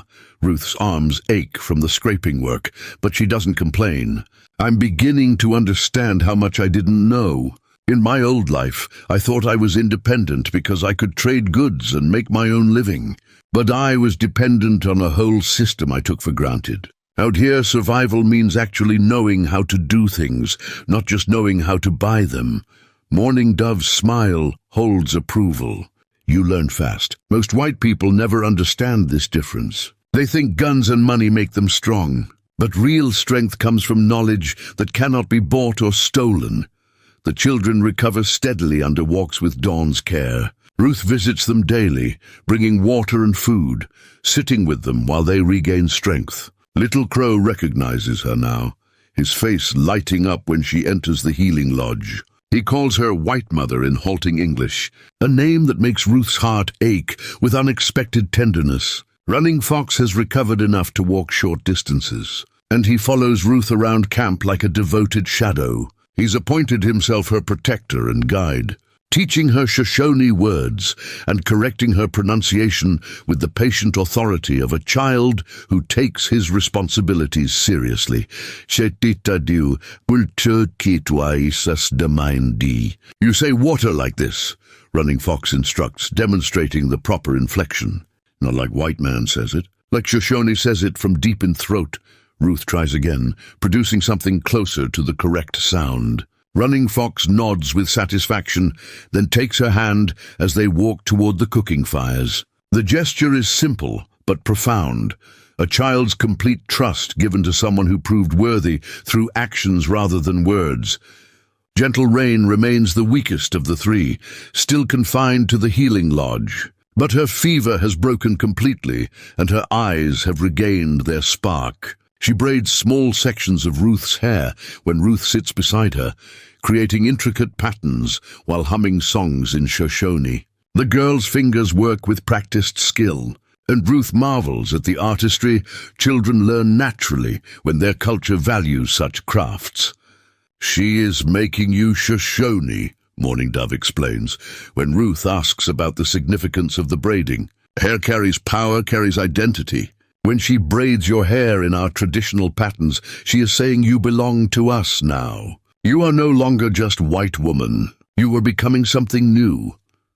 3 weeks after Ruth's arrival, scouts bring news that makes the entire camp tense with alarm. Cavalry soldiers from Fort Washakie have been asking questions at trading posts and settlements, showing a wanted poster bearing a rough sketch of Ruth's face. The charges listed are murder, harboring fugitives, and inciting Indians to violence. The reward is $50, enough to tempt poor settlers into betrayal. Stone Bear calls a council meeting that evening, gathering the camp's adult members to discuss the threat. Ruth attends at his insistence, sitting beside Stands Against Wind while the debate unfolds in rapid Shoshone, punctuated by occasional English for her benefit. "The soldiers are hunting you," Stone Bear says to Ruth, his face grave. "Colonel Briggs has made you enemy of the United States Army. If they find this camp, they will use your presence as excuse to attack us, claim we are harboring criminals and must be punished." A young warrior named Broken Arrow speaks up, his tone angry and defiant. "Then we should move camp, go deeper into mountains where cavalry cannot follow. We have done this before when threats came." But an older woman named Silver Fox shakes her head. "Winter comes in 2 moons. We cannot move entire camp and establish new location before snow falls. The children, the elders, they would not survive such journey in cold weather. Better to stay and hide this woman where soldiers cannot find her." The debate continues for over an hour, various voices offering opinions and suggestions. Ruth listens in growing discomfort, hating that her presence has brought danger to people who showed her nothing but kindness. Finally, she can remain silent no longer. "I should leave," Ruth says, her voice cutting through the discussion. "I brought this trouble to your doorstep. I'll ride out tomorrow, draw the cavalry away from your camp. Maybe I can lose them in the mountains, or maybe they'll catch me. Either way, your people will be safer without me here." The lodge falls silent. Stands Against Wind turns to face her, his weathered features showing something between admiration and frustration. "You would sacrifice yourself to protect us. After we brought you here to protect you?" "And you've already sacrificed enough," Ruth replies. "You rode through the night to save those children. You welcomed me when you had every reason to be suspicious. I won't repay that kindness by bringing soldiers down on your heads." Stone Bear raises his hand, commanding attention. Ruth Devlin speaks with honor, but she misunderstands Shoshone way. When we welcome someone as family, they do not become burden to be cast aside when trouble comes. They become part of us, and we face trouble together. He stands, his aged body still carrying the authority of decades of leadership. "The cavalry hunts you because you protected our children. This makes your trouble our trouble. We do not abandon family when enemies approach. We stand together, use wisdom and courage to survive as we have survived for generations." Morning Dove speaks up, her voice calm but firm. "There is another way. Ruth is learning our language, our customs. With proper clothing and some changes, she could pass as Shoshone woman from distance. Soldiers are looking for white trader woman. They will not recognize Shoshone sister working beside us." The suggestion sparks new debate, but the tone has shifted from whether to protect Ruth to how best to accomplish that protection. Ruth feels overwhelming gratitude mixed with unworthiness, unable to comprehend why these people would risk so much for someone they barely know. Walks with Dawn, who has remained silent throughout the discussion, finally speaks. Her voice carries the weight of spiritual authority, and everyone listens with respectful attention. stands against wind, translates her Shoshone words. The medicine woman says the spirits brought Ruth to us for purpose larger than we yet understand. She says Ruth is bridge between worlds, proof that wisdom and courage can cross boundaries that hatred has built. She says we must protect this bridge because future of our children may depend on connections Ruth represents.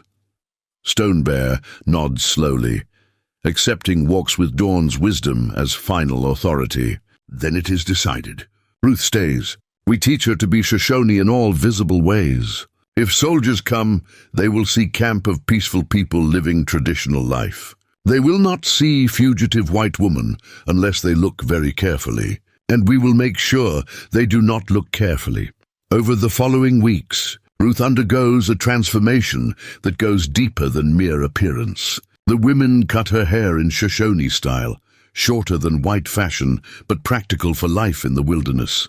They teach her to wear traditional clothing that feels strange at first, but proves remarkably suited to the climate and activities of daily life. Mourning Dove instructs her in the subtle differences between how white women and Shoshone women move and carry themselves. White women walk like they are always going somewhere specific. Shoshone women walk like they are already where they belong. White women look at ground or straight ahead. Shoshone women see everything around them without appearing to search.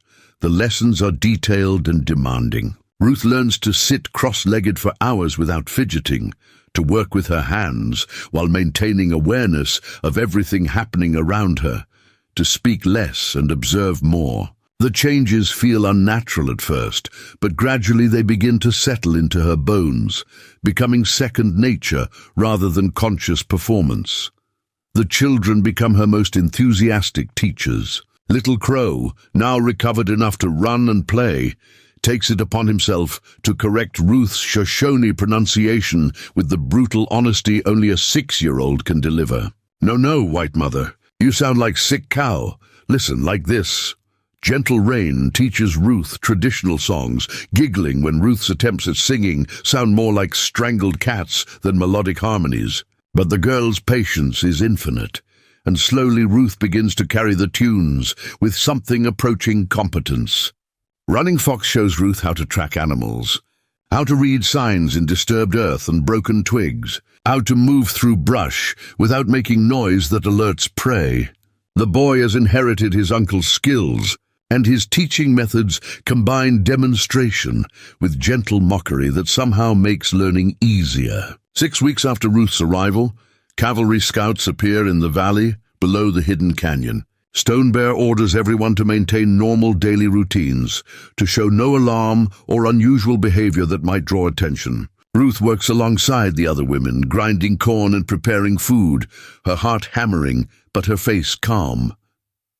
The scouts observe the camp through field glasses for perhaps an hour, but from their distant position they see only what appears to be a traditional Shoshone settlement engaged in ordinary activities. No white woman, no signs of anything requiring military intervention. After conferring among themselves, they ride away, apparently satisfied that this camp poses no threat and harbors no fugitives. That evening, the camp celebrates with singing and stories around the central fire. Ruth sits among the women, understanding more of the Shoshone words than she would have believed possible weeks earlier. She catches Stone Bear watching her with approval, and stands against wind nods in satisfaction at how completely she has adapted to their ways. As stars emerge overhead and children drift towards sleep, Mourning Dove leans close to Ruth and speaks quietly. You came to us as stranger running from white man's justice. Now you are sister learning to be Shoshone. But I wonder, do you miss your old life? Do you regret the choice you made when you burned that wagon? Ruth considers the question carefully, thinking about the woman she was before encountering 3 poisoned children and a desperate warrior who trusted her with everything precious. That woman seems like a stranger now, someone who existed in a different lifetime. I miss some things, Ruth admits. The simplicity of trading, the independence of making my own decisions without considering a whole community, the familiar comfort of my own culture's ways. She pauses, watching Little Crow sleep peacefully against his uncle's chest, seeing Gentle Rain and Running Fox curled together near the fire's warmth. "But I don't regret anything. That old life was comfortable but hollow. I was surviving, not truly living. Here, I'm part of something larger than myself. I'm family to children who needed someone to stand between them and death. I'm sister to women who teach me skills I never knew existed. I'm building a life that matters in ways trading goods never did." Morning Dove's smile holds understanding and acceptance. "Then you have truly become Shoshone, because our way is not about individual comfort or easy choices. Our way is about family, about community, about standing together even when standing together is hard. Welcome home, sister. Welcome to the life you were always meant to live." As the fire burns down to embers and the camp settles into peaceful sleep, Ruth Devlin sits wrapped in a buffalo robe, watching the stars wheel overhead. Somewhere beyond these mountains, cavalry soldiers continue hunting a fugitive who no longer exists. The woman they seek has been transformed by fire and choice into someone new, someone who belongs to two worlds and bridges them both. Tomorrow will bring new challenges, new lessons to learn, new ways to prove herself worthy of the trust these people have placed in her. But tonight, surrounded by the sounds of sleeping children and the quiet conversations of elders keeping watch, Ruth finally feels something she hasn't felt since her family died of fever years ago. She feels like she's come home.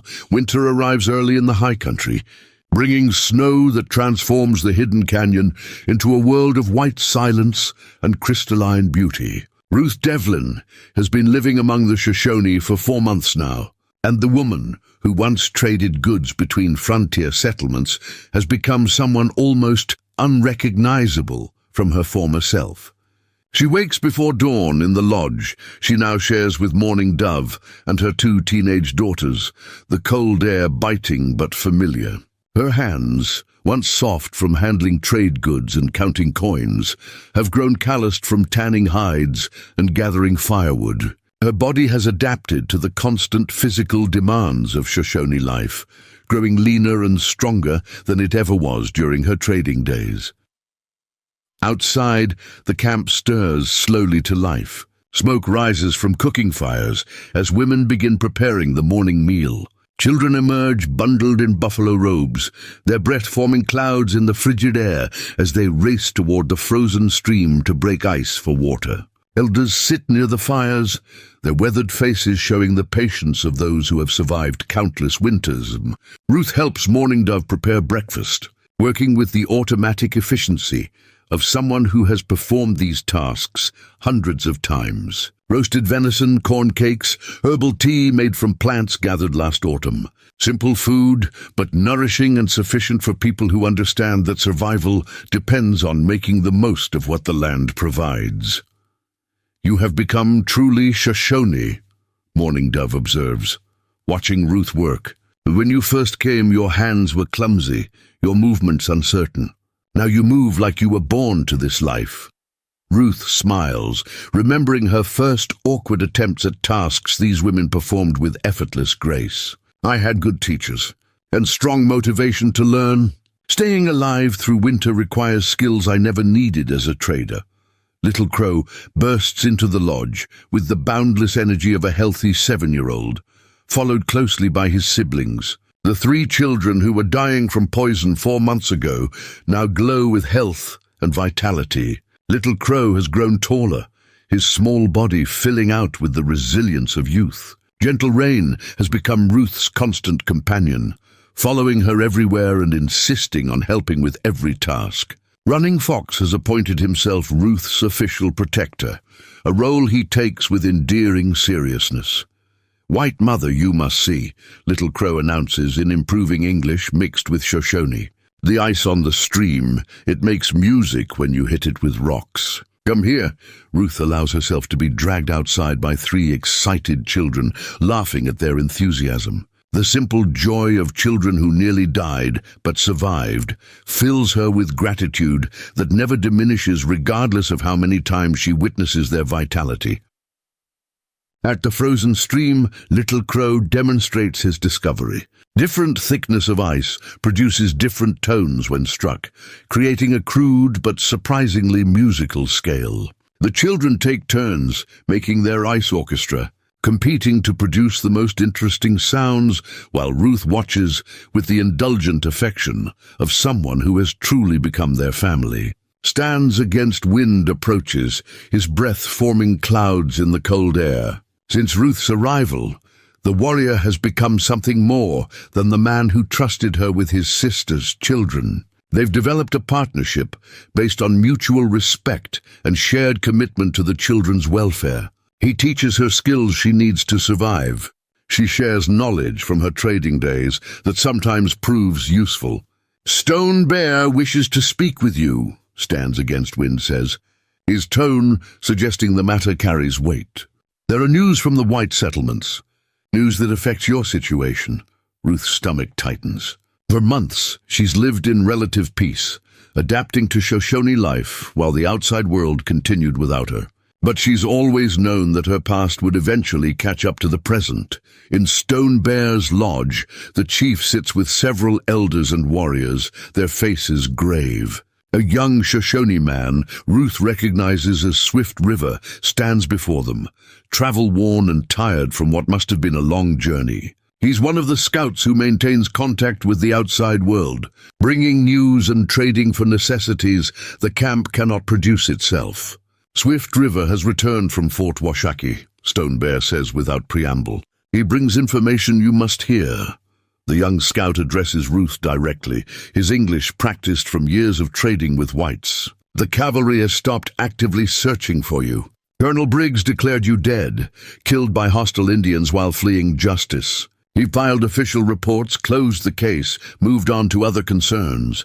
Ruth feels unexpected emotion at this news. She's officially dead in the eyes of the white world, her former identity erased as completely as if she'd never existed. The freedom this brings comes tangled with strange grief for the life she's left behind. "There is more," Swift River continues, his expression darkening. "The two bounty hunters you faced, Webb and Connor, they survived their walk back to Fort Washakie. But they did not tell the truth about what happened. They claimed you murdered their partners in cold blood, that you were working with hostile Shoshone to attack white settlers. Their testimony convinced territorial authorities to increase patrols in this region." Stands Against Wind's jaw tightens. "More soldiers mean more danger for our people. They will be looking for camps like ours, for any excuse to force us onto reservations, or worse." Stone Bear nods slowly, his weathered face reflecting decades of navigating the treacherous politics of survival. "We have faced such times before. We will adapt, as we have always adapted. But there is complication." He gestures to Swift River, who produces a folded newspaper from his pack. The paper is weeks old, worn from travel, but the headline is still readable. Ruth's hands shake slightly as she takes it, seeing her own name printed in bold type. "Renegade trader woman incites Indian violence. Reward offered for information."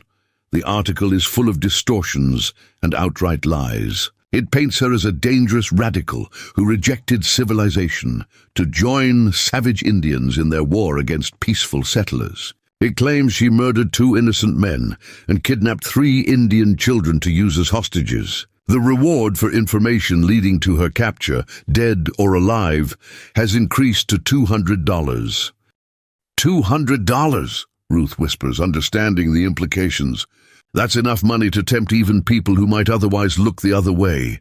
Mourning Dove, who has entered the lodge quietly, speaks with quiet intensity. "This changes nothing.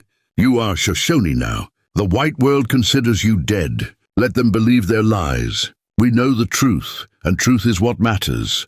But Broken Arrow, the young warrior who has always been most skeptical of Ruth's presence, voices the concern others are thinking. Her presence brings danger. Every trader who visits, every scout who passes near our territory, they all know about the reward. What if someone recognizes her despite her Shoshone appearance? What if they bring cavalry down on us seeking that money? Indeed, the debate that follows is heated but respectful, various voices offering perspectives on the dilemma Ruth's presence creates. She listens in growing distress, hating that her choice to save 3 children has evolved into ongoing danger for an entire community. Finally, Walks with Dawn speaks. The ancient healer's voice carries spiritual authority that silences all other discussion. Stands Against Wind translates her Shoshone words. The medicine woman says Ruth's journey is not finished. She says the spirits brought Ruth to us not just to save 3 children, but to build bridge between peoples who have forgotten how to see each other as human. She says danger will come regardless of Ruth's presence, because the white world fears what it cannot control. But Ruth gives us something valuable. She gives us voice that can speak to both worlds, translator who understands both Shoshone heart and white thinking. Walks with Dawn pauses, her ancient eyes settling on Ruth with penetrating intensity. She says Ruth must make choice. Stay hidden among us, living as Shoshone woman in secret, or stand openly as bridge, using her unique position to help our people navigate the dangerous times coming. Both paths carry risk. Both paths require courage. Only Ruth can choose which path her spirit must walk. The weight of the decision settles over Ruth like a physical burden. Stay hidden, and she remains safe but limited in how she can help the people who saved her. Step forward openly, and she risks not just her own life, but potentially brings military attention that could destroy this community. Before she can respond, Little Crow bursts into the lodge with his siblings, oblivious to the serious discussion occurring. The boy throws himself at Ruth with complete trust, wrapping small arms around her waist. "White Mother, you promised to teach me the counting game," Little Crow says, mixing Shoshone and English with cheerful disregard for grammar, the one where numbers make patterns. Ruth's hands automatically settle on the boy's head, her fingers gentle in his dark hair. This child who was dying 4 months ago now vibrates with life and energy and absolute faith that the adults in his world will keep him safe. Gentle Rain and Running Fox crowd close too, all 3 children unconsciously demonstrating the bond that's formed between them and this white woman who became their protector. Looking at their faces, Ruth feels clarity cut through her confusion. These children represent the future. These children are the reason she burned her wagon, killed men, abandoned her old life. And these children will grow up in a world where Shoshone and white must find ways to coexist or face mutual destruction. "I choose to be bridge," Ruth says, her voice steady despite the fear threading through her words. "I won't hide what I am or what I've done. If my story can help people understand that Shoshone are human beings who love their children and protect their families just like whites do, then telling that story is worth the risk." Stone Bear's weathered face shows approval. "This is wise choice. Dangerous choice, but wise. You will need protection, guidance, support from warriors who can keep you safe while you speak truths that many whites do not want to hear." Stands Against Wind steps forward without hesitation. "I will stand with her. I trusted her with my sister's children when they were dying. I will trust her now to speak for our people to the white world." Other warriors volunteer, including Swift River and even Broken Arrow, who has apparently decided that courage deserves support, regardless of his earlier skepticism. Mourning Dove and several other women also pledged their assistance, offering to teach Ruth deeper nuances of Shoshone culture so she can represent them accurately. Over the following weeks, Ruth prepares for a journey that feels more daunting than anything she's faced before. She's going to Fort Washakie not as a fugitive, but as an emissary, carrying a message from the hidden Shoshone camp to white authorities who see Indians as problems to be solved rather than people to be understood. The morning of her departure arrives with clear skies and bitter cold. The entire camp gathers to see her off, their faces showing mixture of hope and concern. Ruth wears a combination of Shoshone and white clothing, deliberately presenting herself as someone who belongs to both worlds. Little Crow clings to her with tears streaming down his face. "You come back? You promise to come back? Ruth kneels to his eye level, her own eyes damp. I promise, little one. I'm going to talk to the white soldiers, tell them the truth about what happened. Tell them that Shoshone people just want to live in peace and raise their children safely. When I'm done, I'll come back here and we'll play the counting game until your head hurts from all the numbers. Gentle Rain presents Ruth with a small beaded bracelet she made herself. Intricate patterns worked in traditional colors. So you remember, the girl whispers. So you remember you are Shoshone's sister. Running Fox stands straighter, trying to be brave despite visible fear. You are warrior woman. You killed bad men to protect us. You will be strong now. Speak with courage. Come home safe. Ruth embraces all three children, feeling the weight of their love and trust settle into her bones like bedrock. These children are why she's taking this risk. These children, and all the other Shoshone children who deserve futures not defined by violence and hatred, stands against Wind, Swift River, and 3 other warriors will accompany her to Fort Washakie. They'll maintain distance, but remain close enough to intervene if the situation turns dangerous. Stone Bear has coached Ruth on what to say, how to present herself, which truths to emphasize, and which details to withhold for the community's protection. The ride to Fort Washakie takes 3 days through country Ruth once knew as a trader, but now sees through different eyes. Every stream, every stand of trees, every rocky outcrop carries significance she never noticed before. Shoshone eyes see patterns and meanings that white eyes miss, and Ruth has learned to recognize both perspectives. They camp the final night within sight of the fort's distant lights. Ruth sits alone, preparing mentally for what comes next. She's about to walk into the heart of white authority and tell a story that contradicts official reports, challenges territorial policy, and demands recognition of Shoshone humanity. Stands Against Wind joins her, his weathered face reflecting firelight. You do not have to do this. We can turn back, return to safety. No one will think less of you. Ruth shakes her head. I do have to do this, because Little Crow and Gentle Rain and Running Fox deserve to grow up in a world where they're seen as children first, Shoshone second. Because Mourning Dove and Walks with Dawn and Stone Bear deserve respect for their wisdom and their ways. Because bridge building requires someone willing to stand in the middle even when both sides are shooting. She pauses, thinking about the woman she was 4 months ago. I burned my wagon to signal for help. Now I'm burning my anonymity to signal something else. That there's another way. That courage and compassion can cross cultural boundaries. That families are built through choice and loyalty rather than just blood. Stands Against Wind grips her shoulder with the strength of someone who has become family through shared struggle. Then go with our prayers. Speak our truths. Show them that Shoshone and White can understand each other when both sides choose to listen with open hearts. The next morning, Ruth Devlin rides alone toward Fort Washakie's main gate. Her heart pounds with fear and determination, mixed into compound emotions that have no single name. She's no longer the trader woman who once moved through this world with comfortable anonymity. She's no longer fully white, but she's not Shoshone by blood. She's something new, something unprecedented. A bridge between worlds built from sacrifice and choice and love that transcended every boundary society constructed to keep peoples separated.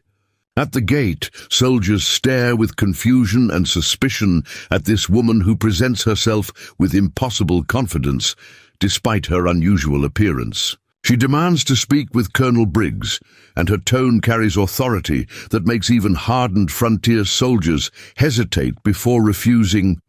Tell your colonel that Ruth Devlin has returned from the dead with a story he needs to hear, she says, her voice steady and clear. Tell him I have truth about bounty hunters who murder children, about Shoshone people who want peace, about choices we all face between hatred and understanding. Tell him that bridge building has begun, whether he's ready for it or not. The soldiers exchange uncertain glances, then one rushes to fetch his commanding officer. Ruth waits with outward calm, while internally she trembles with the magnitude of what she's attempting. Behind her, hidden in the hills, stands Against Wind and the other warriors, watch with weapons ready, but hope in their hearts. This is how change begins. Not with armies or treaties, but with one person willing to stand between worlds and speak uncomfortable truths to people who don't want to hear them. This is how bridges are built, one terrifying step at a time, over chasms that seem too wide to span. Ruth Devlin burned her wagon 4 months ago to save 3 dying children. Now she's burning the last remnants of her old identity to save something larger.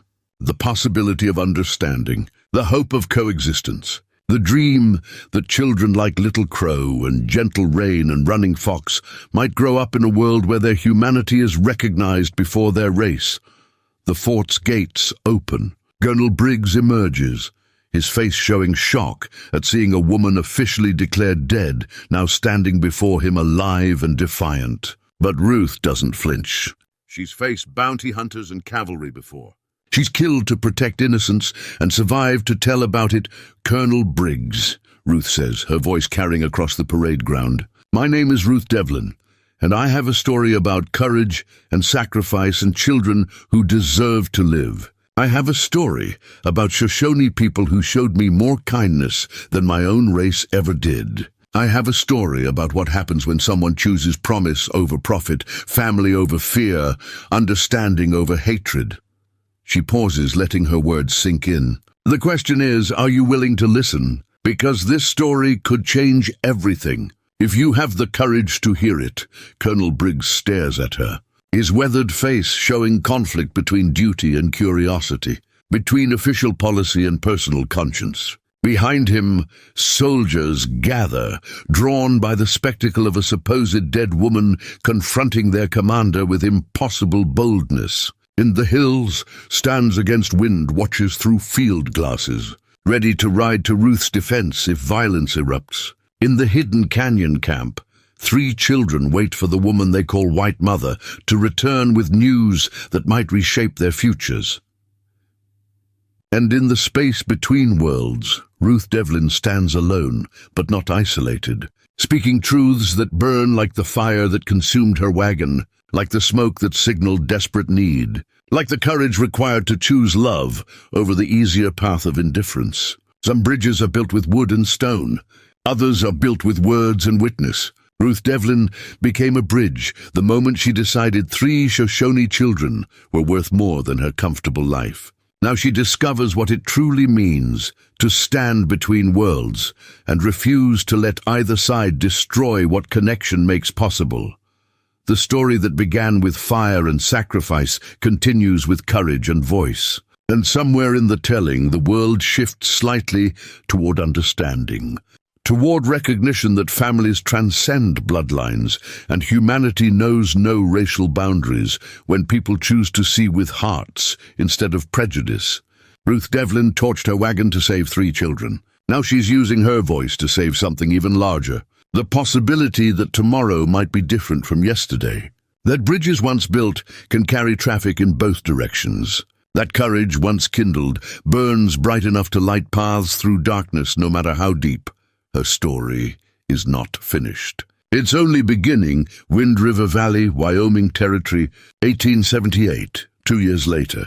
The trading post sits at the boundary between worlds, built with timber from both white sawmills and logs cut by Shoshone hands. Its position is deliberate, 3 miles from Fort Washakie and 5 miles from the hidden canyon where Stone Bear's people maintain their traditional ways. The sign above the door reads, Devlin and Stands Against Wind Trading Company in English on one side, equivalent Shoshone words carefully painted on the other. Ruth Devlin stands behind the counter, her appearance a deliberate blend of both cultures. She wears practical frontier clothing with Shoshone beadwork adorning the collar and cuffs, her hair styled in a way that honors both traditions. At 32 years old, she carries herself with confidence earned through surviving challenges that would have broken someone with less stubborn courage. The trading post represents everything she fought for during that confrontation with Colonel Briggs 2 years ago. A place where Shoshone can trade fairly without the cheating and exploitation common at other frontier establishments. A space where white settlers can meet their Indian neighbors as equals rather than threats. A physical manifestation of the bridge she became when she chose 3 dying children over her comfortable isolation. Morning brings a steady stream of customers. A Shoshone woman named Laughing Water trades beautifully crafted baskets for flour and coffee. Her transaction conducted with the respect Ruth has insisted upon since opening this establishment. A white rancher named Henderson purchases supplies while chatting amiably with Swift River, who now works as Ruth's assistant and translator. "Never thought I'd see the day," Henderson remarks, counting out payment. "Indians and whites doing business like civilized folks. My neighbors back in Missouri would call this madness." Ruth's smile is patient but firm. Madness is seeing other human beings as less than human just because they speak different languages and honor different traditions. What we're doing here is sanity, finally breaking through generations of willful blindness. Henderson nods thoughtfully, his initial skepticism about Ruth's operation having gradually transformed into cautious respect. "My wife says you're touched by God or crazy, hasn't decided which. But I'll admit, the Shoshone goods you sell are finer quality than anything I can get at Fort Washakie, and your prices are fair." The door opens with its familiar creak, and 3 children burst inside with the boundless energy of youth. Little Crow, now 9 years old and growing tall, leads the charge. Gentle Rain, nearly 10, follows with a basket of herbs she's been gathering. Running Fox, approaching 12, brings up the rear with the serious expression of someone who takes his responsibilities gravely. White Mother, "You must see what we found," Little Crow announces in English that has become nearly fluent through Ruth's patient teaching. "Tracks by the North Creek. Wolf tracks, but bigger than any wolf we've seen before." Ruth comes around the counter, her heart swelling with the affection these children never fail to inspire. They're healthy now, vibrant with life, showing no lingering effects from the poison that nearly killed them. They've grown up with 1 foot in Shoshone tradition and 1 foot in the white world, living proof that children can bridge cultures adults insist must remain separate, bigger than normal wolves. Ruth asks, examining the sketch Running Fox has made of the tracks. "Could be a dog gone feral, or possibly a wolf-dog hybrid. We should tell your uncle so he can warn the hunters." Stands Against Wind enters from the back room where he's been inventorying supplies. At 45, the warrior has transitioned from fighter to trader without losing any of the dignity and strength that define him. His partnership with Ruth extends beyond business now. 6 months ago, in a quiet ceremony attended by both Shoshone elders and a few open-minded whites, they formalized what had been growing between them since that desperate night when he trusted her with his sister's children. "Wolf tracks," Stands Against Wind says, studying his nephew's drawing. "This is good observation, Running Fox. You see details others miss. Perhaps when you are older, you will become tracker for our people, keeping them safe from dangers they do not yet see." Running Fox's face glows with pride at his uncle's praise. These moments of affirmation matter deeply to children growing up between cultures, needing to know they're valued in both worlds rather than rejected by each. Gentle Rain presents her basket of herbs to Ruth with shy pride. "Walks with Dawn taught me which plants heal stomach sickness. She says I have gift for medicine, that I should learn both Shoshone healing and white medicine ways. She says I could be bridge like you." Ruth accepts the basket, examining the carefully selected plants with approval. "You've chosen well, sweetheart. And Walks with Dawn is right. The world needs healers who understand all ways of medicine. You could help so many people if you develop this gift."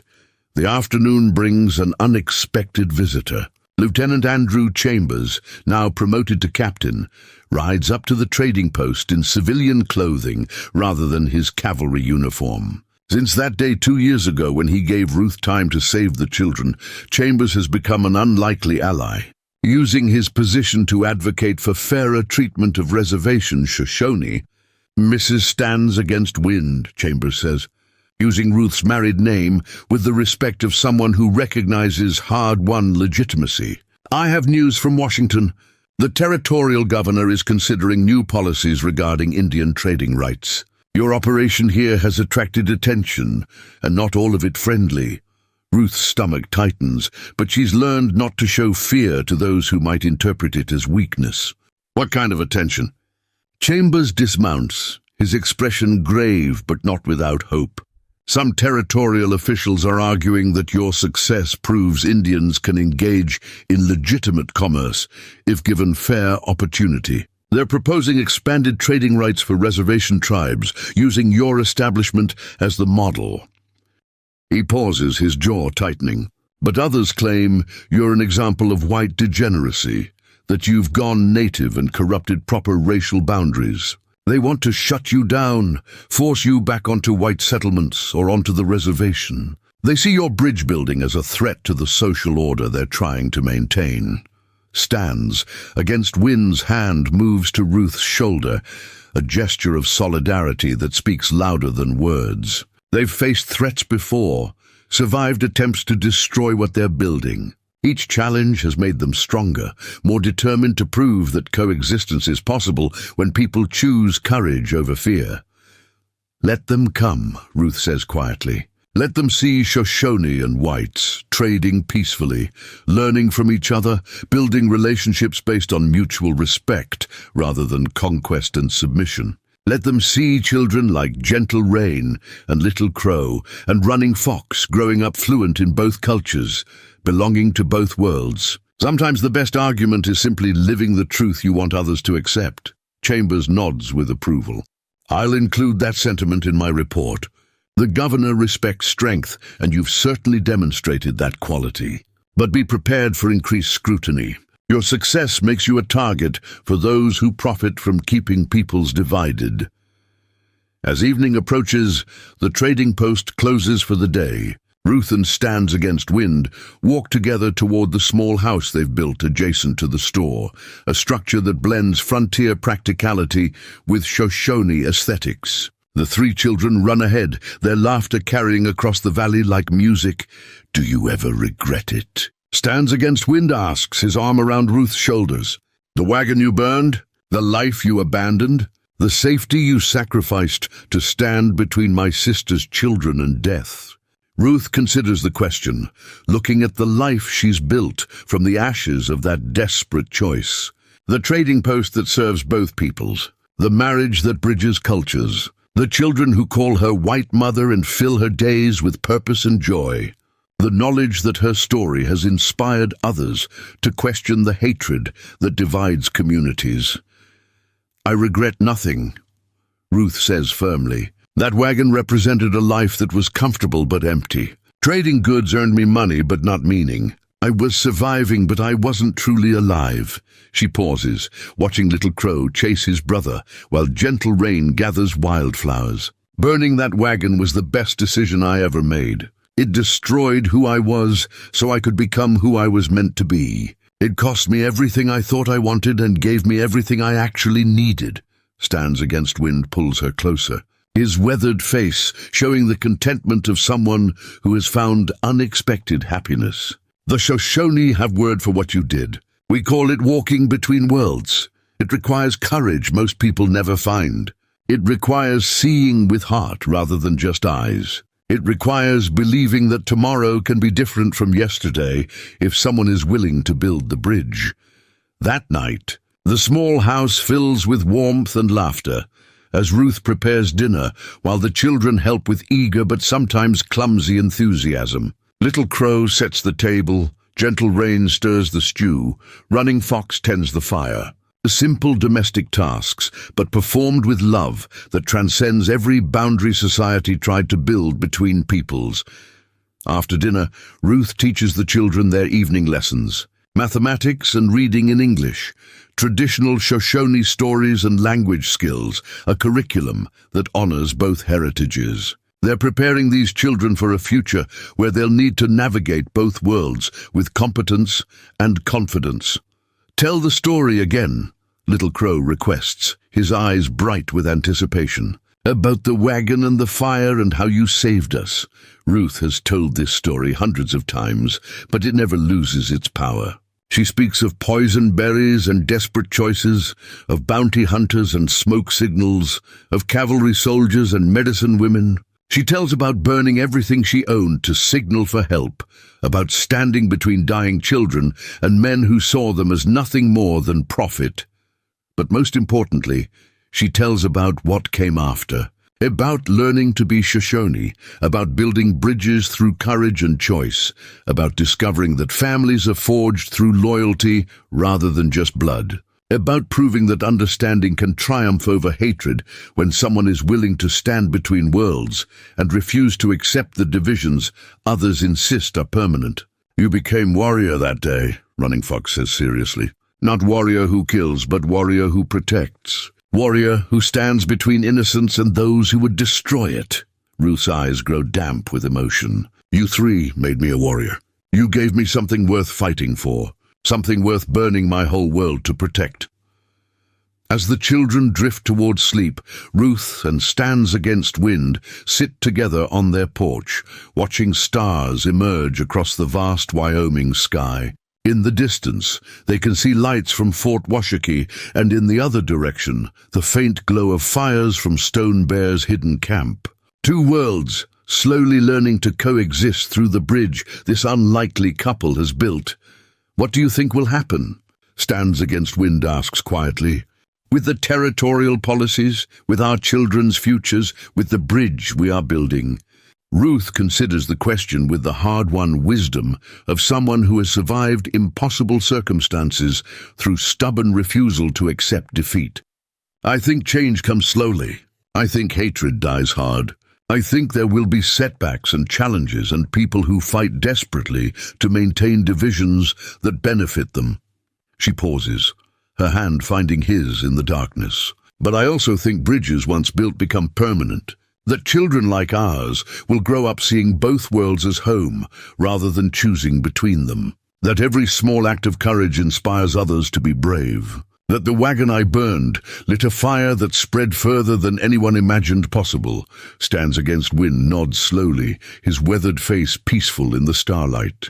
Then we continue building. We continue showing that different peoples can live together with respect and understanding. We continue proving that love transcends the boundaries hatred constructs. Inside the house, 3 children sleep peacefully, their futures open and bright because someone chose to stand between them and death 2 years ago. Their dreams carry them toward tomorrow, toward possibilities their parents are working to create through daily acts of courage and bridge building. Ruth Devlin burned her wagon to save 3 dying children. That choice destroyed her old life completely and utterly. But from those ashes rose something stronger, something more meaningful, something that continues spreading light across a frontier that desperately needs illumination. The trading post will open again tomorrow. More Shoshone and whites will do business together, building relationships one transaction at a time. More children will learn that human beings can bridge any divide if they choose understanding over fear. More people will see Ruth's story and wonder if they too might have the courage to burn their comfortable certainties in service of uncomfortable truths. Some bridges are built across rivers, others are built across chasms of hatred and misunderstanding that seem far wider than any physical distance. Ruth Devlin's bridge was constructed from sacrifice and choice and love that refused to accept the boundaries society insisted were permanent. 2 years ago, she torched her only wagon to signal for help. Tonight, she sits peacefully in a home built between worlds, surrounded by family chosen through loyalty rather than blood, living proof that courage can triumph over the forces that divide peoples when someone is willing to stand in the fire and refuse to step back. Her story continues, written not in words but in lives changed, in children saved, in bridges built one terrifying step at a time. And somewhere in the vast Wyoming darkness, other wagons wait to be burned by other people, brave enough to choose love over safety, understanding over hatred, tomorrow over the comfortable prisons of yesterday. The fire Ruth lit still burns, spreading light across frontiers, both physical and spiritual, proving that one person's courage can illuminate paths others fear to walk. Up next, you've got two more standout stories right on your screen. If this one hit the mark, you won't want to pass these up. Just click and check them out, and don't forget to subscribe and turn on the notification bell so you don't miss any upload from us.